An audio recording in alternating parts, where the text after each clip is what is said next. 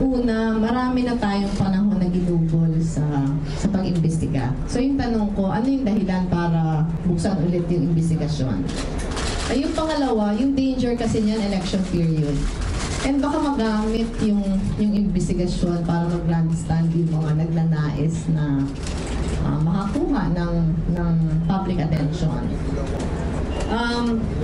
Siguro kung may magandang dahilan para buksan ulit, bakit hindi?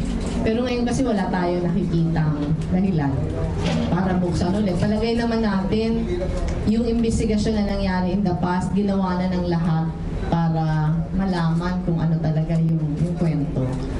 We can only wish na yung hindi pa lumalabas na committee report, dapat lumabas na. Kasi hanggang wala pang napaparusahan, hindi nakukontento yung tao. And pag hindi nakukontento yung tao, yung buong bansa yung nagsasuffer ng consequence. Kasi na-erode talaga yung confidence sa judicial process.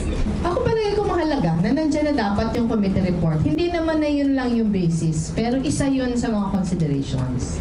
Marami na mga ibang basehan, pero mas makakapag-desisyon kami. Mas makakapag-desisyon kami ng maayos kung lahat na datos nandyan. At mahalaga yung datos ng komite na nag-imbestiga sa mga masapan.